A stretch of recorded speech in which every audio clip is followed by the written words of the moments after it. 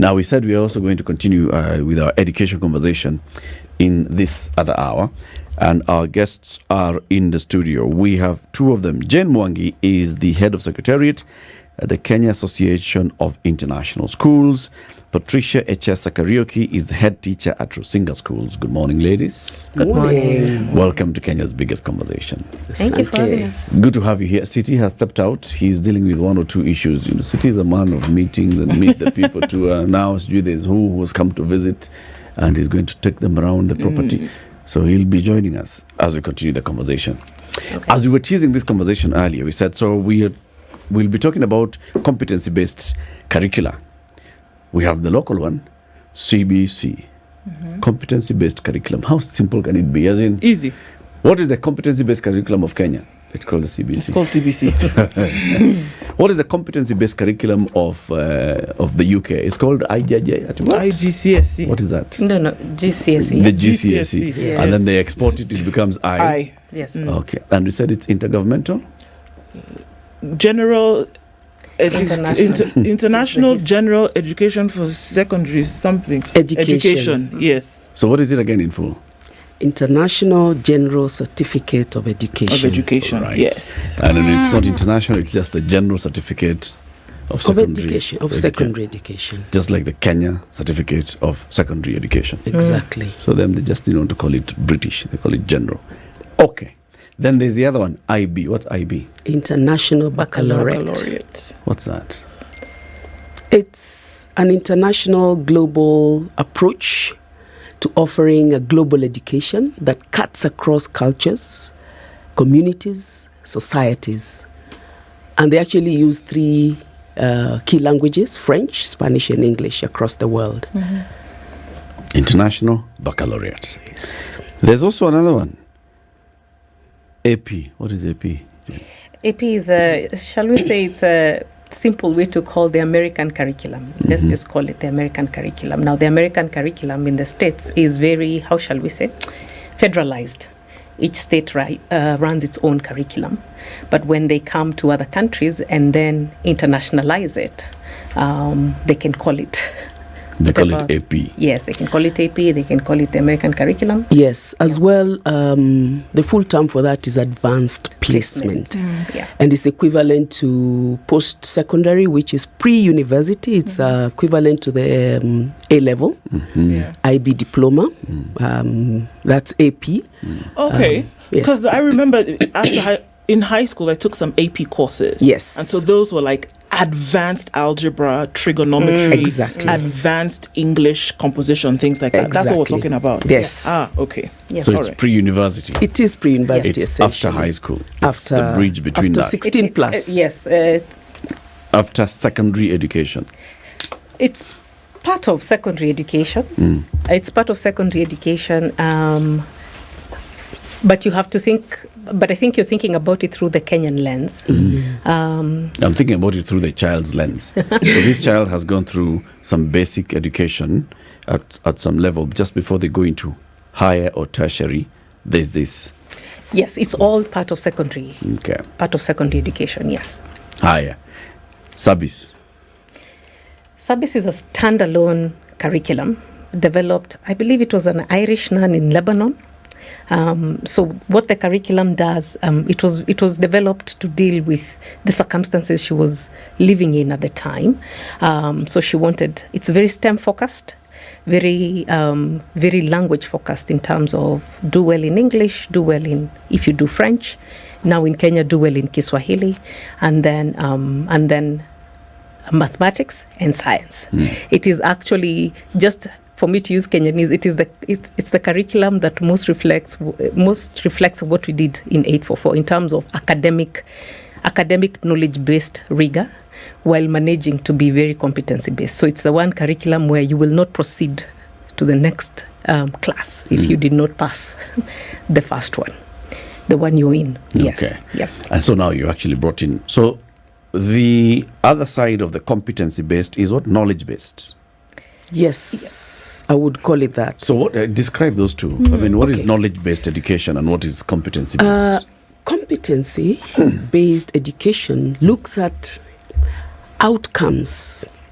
Knowledge base just looks at one domain in education. Because you would say education has 5 domains. It has the cognitive, which is purely knowledge. You evaluate knowledge, you apply knowledge, you create out of knowledge. That is purely knowledge base.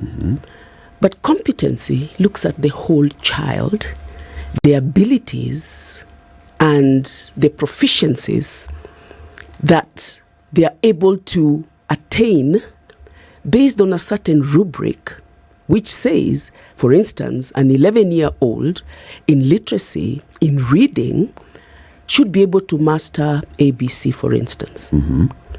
Now, if this child does not master ABC, there is a description to it. Competency simply means the abilities of the child and the child being able to make individual progress based on criteria already set, as opposed to we want them to fill in the noun, the blank, recall, that is knowledge, and then you give a grade. So competency embraces the wholeness of growing this child to develop holistically in the affective domain, in the cognitive domain, in the social domain where they learn to live with others, where they learn to embrace others. We would call that the ethical domain where you grow their values, where they learn to transform their own lives, but also transform the society that they live in. All those are skills. We assume children grow into them. We give only knowledge base, and then we assume all the rest will come in naturally. They will come in. Yeah. Okay. But hey, let me give you news.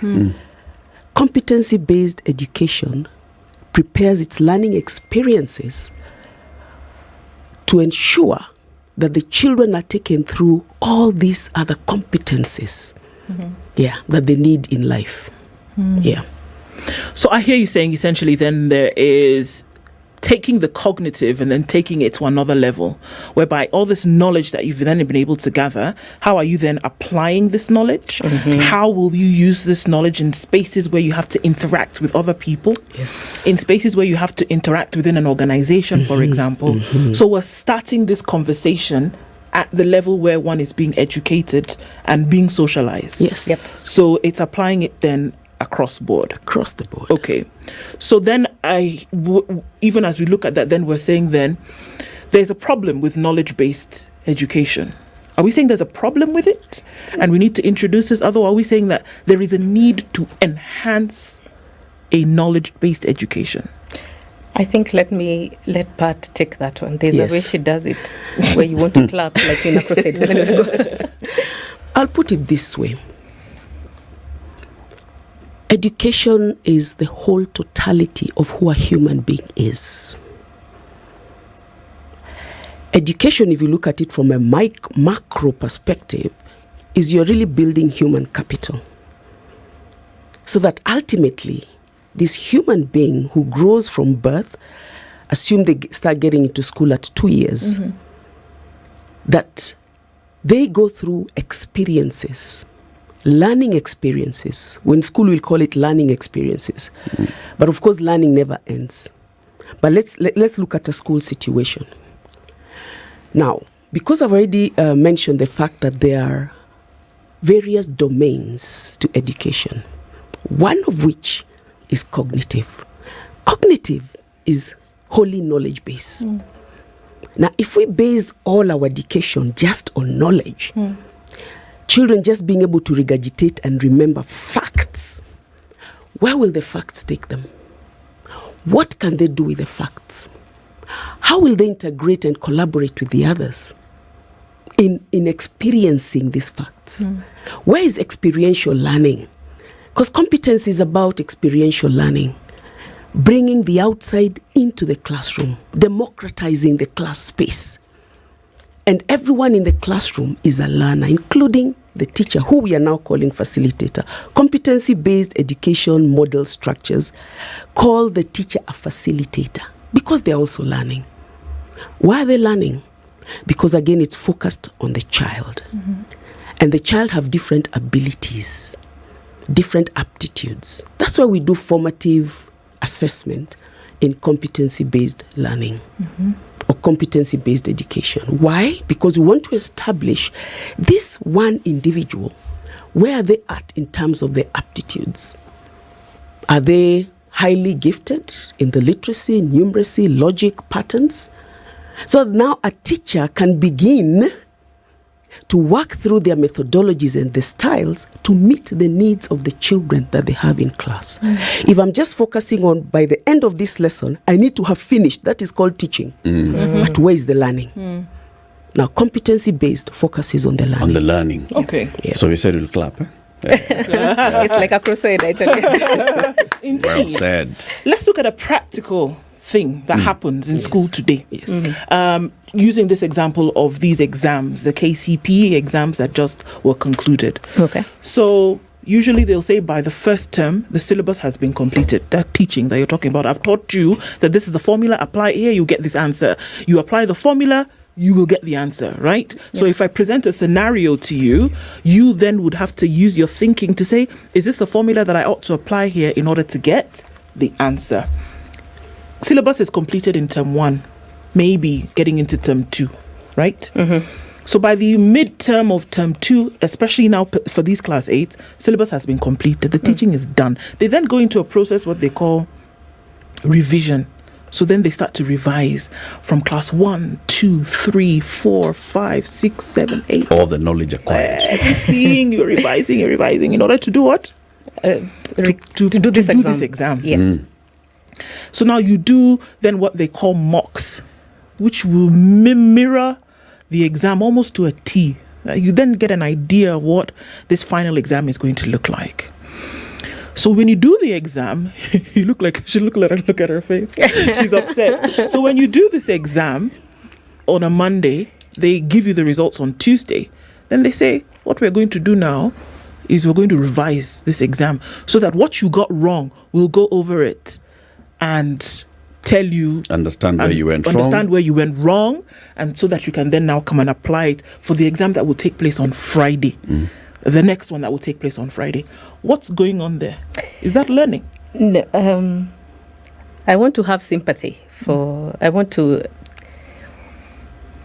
844, because that used to happen with 844. I did 844, so it happened to me. It has happened, I think, for the 38 classes that did KCPE. Even the 39th one, they did it. Oh, it's been 39. But anyway, never mind. Yeah. Math is not my forte. But that notwithstanding, because we did not create the structure for 844, we simply compressed curriculum, added a year to primary, compressed secondary to 4 years, and then never wrote the framework. We just kept, it was such a heavy curriculum. So teachers had to wrap up this syllabus, ensure that kids, they can tick the box, this child knows X. And then we removed all tech, all music, we removed the soul of the curriculum, so to speak, and reduced it to 2 high-stakes exams. And then we categorized schools so that we say at class 8, when you're 13 years old, and it was such a disservice, since I'm an avowed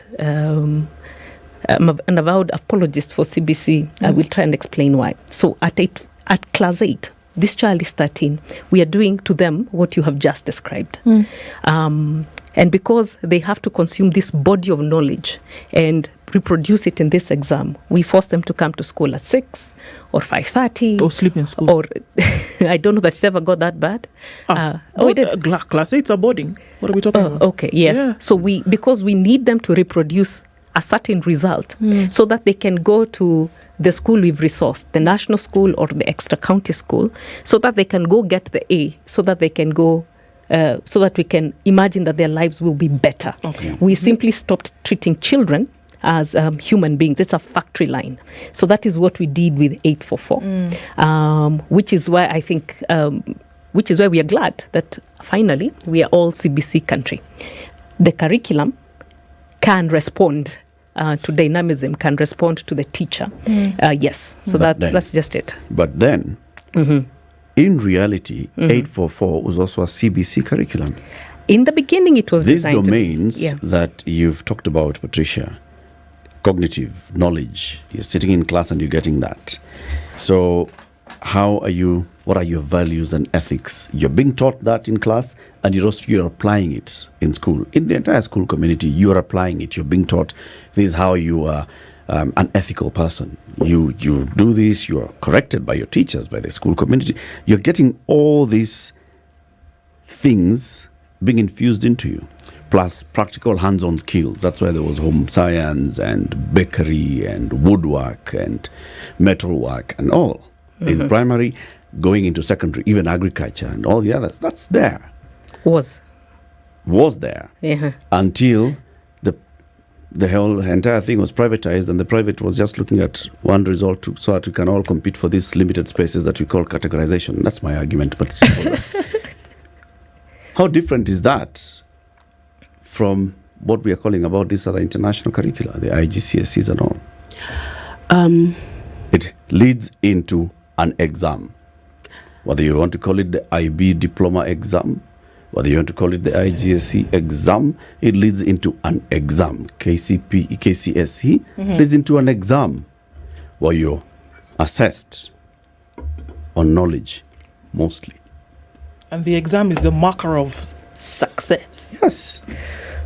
And the points that you get will then determine the kind of course that you'll take in the subsequent years. Therein is the real challenge to education. These curricula on paper are excellent.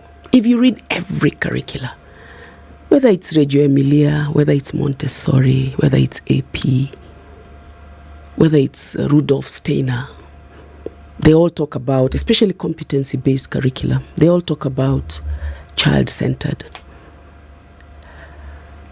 Now, who is the key person who implements that curriculum? It's the teacher. The teacher has to be equipped sufficiently to understand that holistic view of education, to understand, yes, ultimately there is the summative test, but there is also the formative. And in between the observations and this portfolio, and there's taking an interest in this individual child. Because what happens with exam focus and oriented focus, exam focus, is that you have a lot of wastage from the system. Meaning, what's a fail? It's a D. So what are we going to do with you? You're telling the child nothing.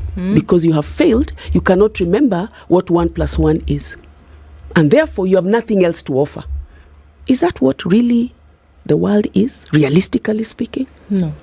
Because we've been told some of the brightest, some of the richest people, barring stealing, are the ones who did not do so well in school.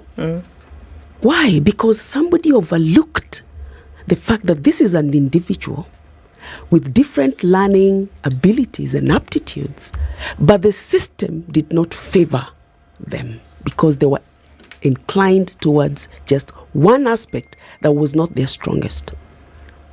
So a competency-based curriculum, let's not even say, at the end of it all, they still sit an exam. Competency-based curriculum wants this child to grow into a fullness of who they really are and to believe they're able and capable. Okay, then in order to do that, yes, it is absolutely necessary that the person who is the chief implementer of this curriculum also then is equipped in order to do that. Absolutely. Because you have people who went through the system and then we're now trying to get them to deliver a different system, and all they know is this other one. Default mode. So, how what can does we deliver? Equipping it mean? How do we deliver that if the person who is what does equipping a teacher implementing mean? Doesn't have? Equipping a teacher means beyond, and let's not talk, sometimes we limit it to resources. Yes. Having a chalkboard or having a computer or having a lab. But teaching and learning is about the interaction. It's a social process.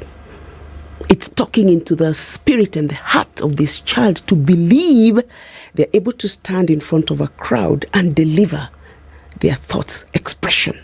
And that's one aspect of the curriculum, Yes. called the affective domain, ability to do, Okay.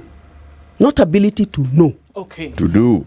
To do. to do. And it's there in teachers, isn't it? There? So a child may leave, sir, let me just put it this way.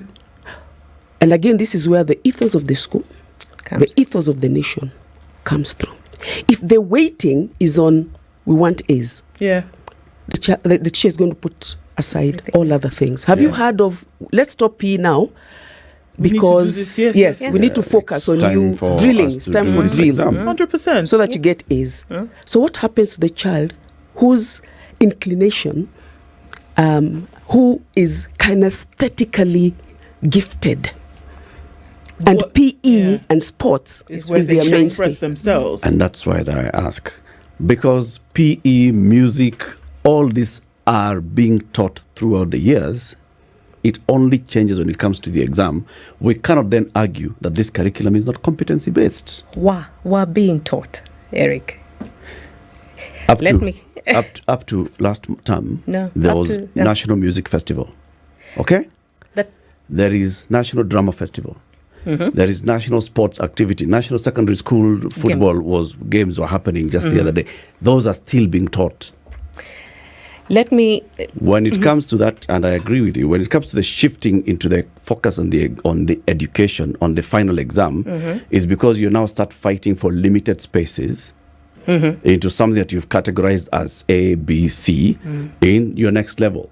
You've categorized this as university, and because you got this marks, then you qualify to go to university. Because you got this marks, then you qualify to go to maybe a polytechnic or a village polytechnic. This is it. You're starting to compete to a different level. It's not the curriculum that's not competency based. it is you know It is your assessment that is incompetent. multiple things can be true at the same time. So, for example, when you say there's nothing wrong with the curriculum, and I think this is where we have to tell each other the truth.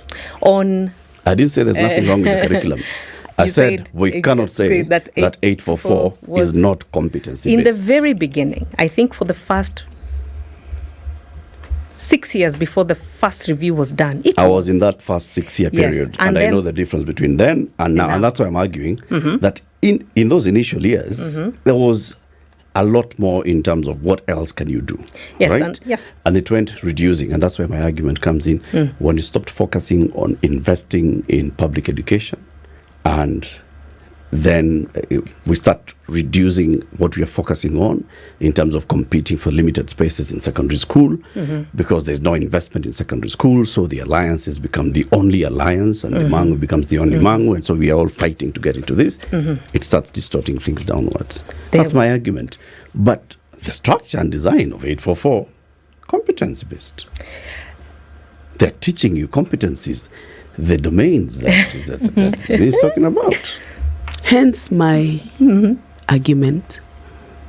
There's nothing wrong with any curricula around the world, because it's deeply researched. People look at the trends in education and they say we need to enhance our, for instance, digital literacy, and get into gamification and robotics, and enhance our students' understanding and equip them for their world. The issue is in the implementation and the limitation of this facilitator, who then goes into default mode of how they were also drilled into passing exam. Right. That therein is the issue. Yeah. So, when we look at issues, and I know you want to, when we look at issues having to do with really understanding this child, because I think it's actually very important, and I wonder, when you look at a competency-based curriculum, does it then look into matters like that? You may have a child who scored excellently well on assessments and did well in terms of what they were able to express about their learning, but then there are very many factors that affect somebody when you're seated taking an exam. Maybe you don't test well. Maybe you have anxiety issues. Maybe you get nervous when put on the spot. Should an education system not take into consideration all of these things that could affect a child when it comes to assessments? Because again, somebody who does well, the star of the class, there are many examples every time we look at exams, and people are wondering, this one is an A student, but they got a 3 whatever, these are the things that we're saying. Are they all taken into consideration when we're talking about this curriculum? And they should be. Because that's what competency means. It means that there is an aspect of socio-emotional learning that if we don't take care of now, and it's what is called now we are calling mental health, that affects the child's, how do we put it, an ability to reach their potential. And hence that is why schools that care and they say they are student-centered must incorporate an aspect where a child's whole growth, mental, spiritual, physical, cognitive, are to a very large measure brought to balance. Because a super intelligent, gifted child, if you want to call it that, may actually fail even to hit a C. Yep. Not because they did not read for the exam or revise, but circumstances beyond their control in the family setup then affect. But when you have within the school setup, and that's what contributes, the environment within the school, supporting, so that this teacher notices John is off focus. Yeah. So talk with the parent, and this is where you partner with the parent. In competency-based education, you need to partner with the parent. Could we find out what's affecting John? And then John goes through a series of, and then a lot of things come out, and you support John, and then John comes back into himself and excels. Jen Mwangi, Head of Secretariat, KenyaAssociation of International Schools, and Patricia Echessa Kariuki, Head Teacher at the Rusinga schools. We're talking about comparing them 844 into CBC, and then look at the other international curricula like IGCSE, like IB, like AP, and the others, that we've talked about. And they're all, learner-based, Yes. Focusing on the learners, focusing on what is the learner getting out of this. How do we improve and make sure that this learner is more all-rounded and they're able to thrive? Okay. So what makes the other international ones, international curricula, good? For example, what do you teach at Rusinga schools? You have IB and IGCSE? No, IGCSE and also BTech. And you have BTech? Yes. So what is BTech? BTech is business technology course that is research oriented, not exam oriented. It's the one that runs on rubrics and attainment of certain skills and competencies. And at the end of it all, you get a description of whether it's a distinction, whether it's a merit, whether it's a pass. But the children are then linked to industry. It's real life application. So if you're taking business BTech, for instance, our children every year form what is called the Gov't when we have business week. And those are real life simulations where they take on the role of a CS in tax collection, CS in the environment, allow their children, the rest of the senior students, to write proposals, business proposals. That is what they have learned in class. So they're bringing in the theory into practice. And once then they are approved, they actually set up actual businesses. At what age does a student take BTech? From 15 years, because they at O level, that is IGCSE, there is BTech PE, there is BTech Art. They come and continue with it at post 16, that is the A level, pre-university. Okay. That's where we offer BTech. So that's a progression. It's a progression. IGCSE then gets into BTech. No. Well, there is A level. There's A level, Yes. or BTech. You can mix. BTech. Yes. Yeah. Okay. Yeah. IB has the same kind of progression. Yes. From primary years to medium years. MYP, diploma. Into diploma. Yes. So that kind of progression There is as well. progression. So what makes them thrive? What is it that you would say is the quality of this curriculum that allows a student to be more holistic and also supports the student beyond this education system? Yeah. I'll do part one, then I'll ask Pat to talk about the curriculum. A curriculum is delivered by somebody in a school, right? Yeah. So if you drive around Nairobi now, you will find a lot of international every school calls itself an international school. Yeah. So so it is possible, if a parent doesn't know, to imagine that just because the school offers the IGCSE curriculum, or says they offer the IB one, or offers whichever international curriculum they pick across the board, that they will then be a good school because of the curriculum. But a curriculum does not make a school good. A curriculum does not make a teacher great. A curriculum is a tool to do something. What an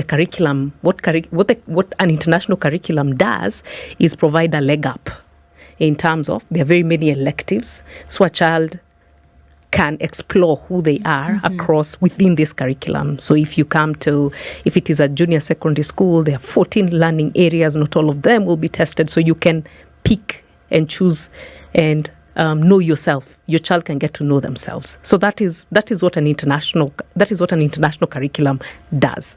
So if you are a parent and you want the tenets of the curriculum to be achieved through your child, find a good school. And maybe at the end of this, we should describe what that is. Find an actual international school, because there are many that call themselves that, but they're not. Why? What? Okay, could we just do it now then? Maybe. Yes, and I will. Yes, and what I is a like good school? And I like for the teachers. I like for the educators to do this one. So I'll ask Pat to describe what a typical day should look like, how teacher training should happen within an international school or within a school that says it is doing CBC. And this is the future of Kenya too, if we embrace CBC. Okay. Yeah, so Pat. Thank you. Consider it this way. You may have the best of facilities. That's hardware.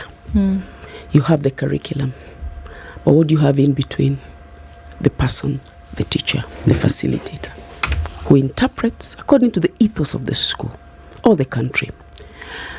And it is in this social process of interaction between the facilitator and the child that makes all the difference. Now, what does that mean? It means when you receive children, don't apply a one-size-fits-all. That is not competency-based education. A one-size-fits-all means I'll put you all in a box, and at the end of the box, this is what I want to churn out. But competency means I have 20, and that's the other thing. If you feed in 20, 25, 26, 27, you're beginning to strain the teacher. 20 is usually a good number to have in the class, for you to have literally a one-on-one understanding of each child. And therefore, when you do the formative, or what we call baseline, for at the beginning of every academic year, we do a baseline. For every child stepping into the next class, you do a baseline. What does the baseline do? It informs the teacher about who do I have in my class? And therefore, how do I need then to adapt my teaching and my methodology to see how I can reach. Our key thing is to reach these children, because every child must make progress in the way they learn. And therefore begin also to have discussions about, could you perhaps with the parent, seems that Lenny is extremely good in this area, could we extend him? The inclusion and extension departments in international schools are very well developed, which simply means there are some children who may not be able to access the set curriculum in the way you would consider an average child should, and therefore they probably need a little extra help. There are those we go as far as engaging what is called a shadow teacher. You work with this child so that as the main teacher continues to deliver in the classroom, you're here with this child, breaking it down in the way you need to break it down for this child to be able to access the same. So those are the things we are talking about. You really need to invest a great deal in the facilitator. Who is the teacher? At Rusinga every week, every Wednesday, we send off the children home early.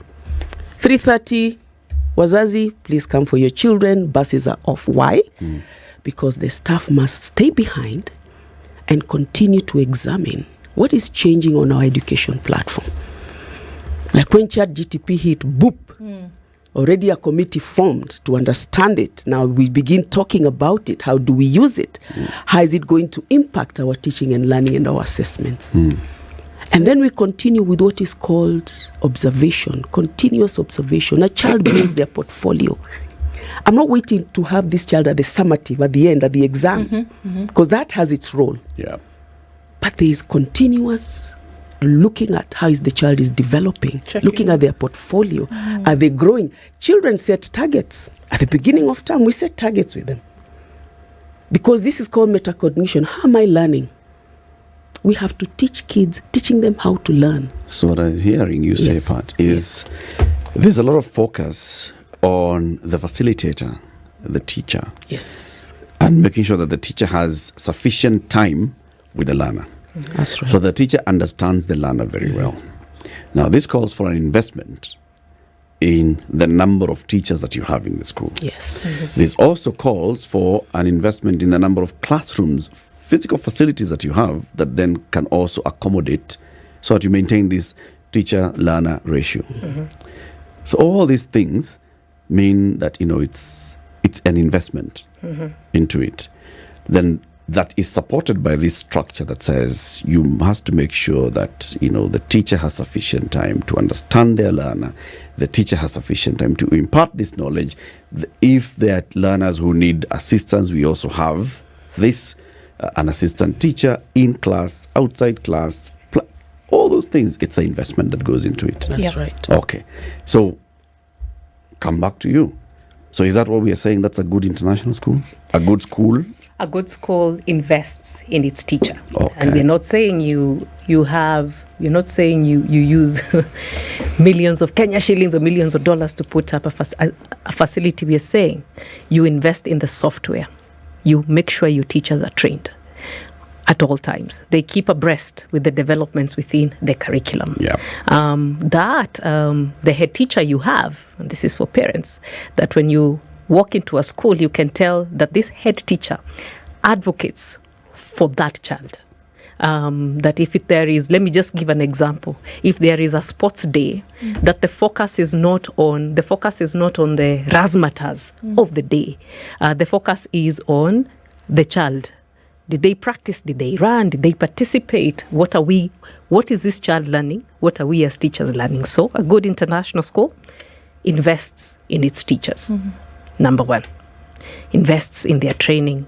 Number two, number three, keeps up with curriculum developments. However they choose to do that, there's so many resources to ensure that you do that.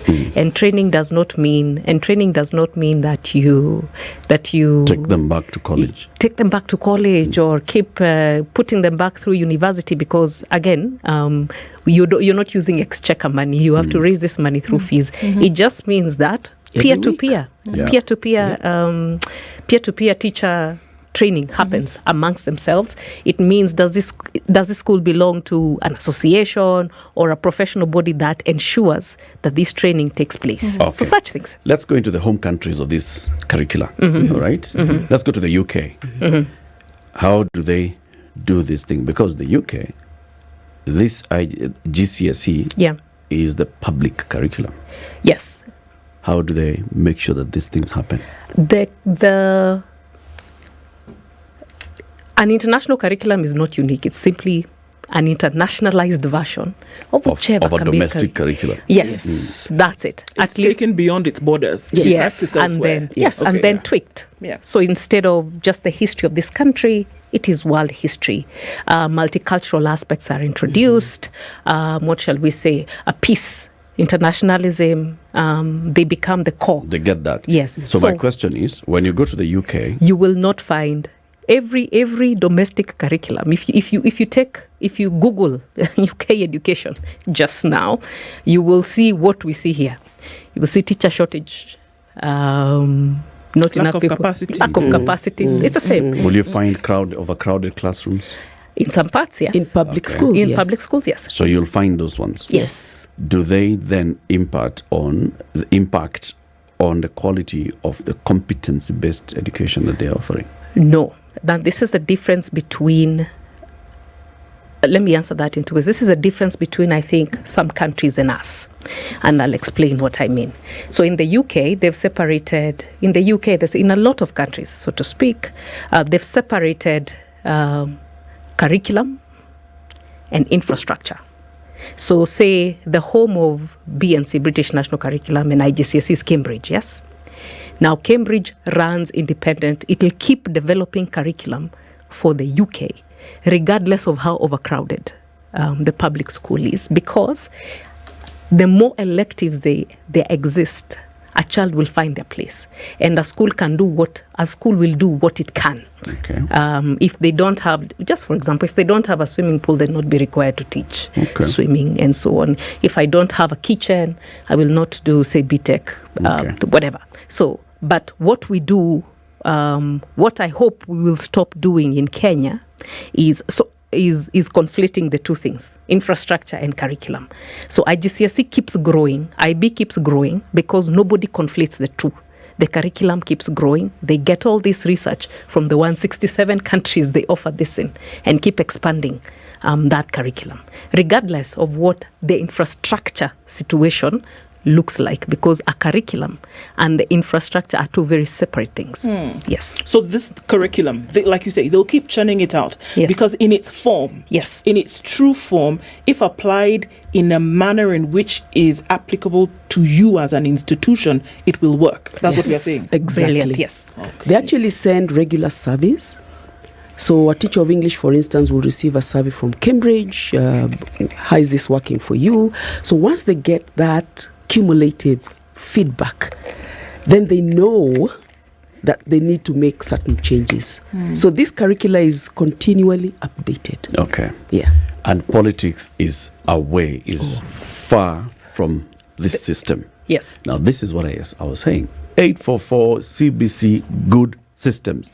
We politicized it, we played games with it, stopped investing in it, and this is what happens. So now with CBC, even if we adopted GCSE and said, in fact, forget 844, we're taking this thing from Cambridge and bringing it here, and we roll it.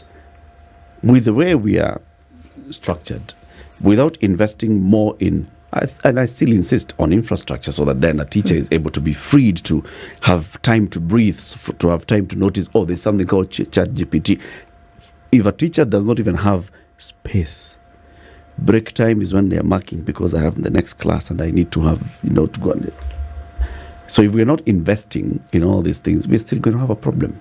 Do you think we're going to do that? Eric, let me just first of all say that the current system, CBC, they're calling it CBC, but it does need its own name, simply because all these other curricula, international curricula, are CBC. So already we are there. We are offering the CBC. But now, how are we going to ensure the implementation of this CBC then has the outcome for the child and for the nation? Because ultimately, this is the human capital we are developing for our world. Looking at our vision 2030, we want to be more technologically advanced. We want to introduce STEM.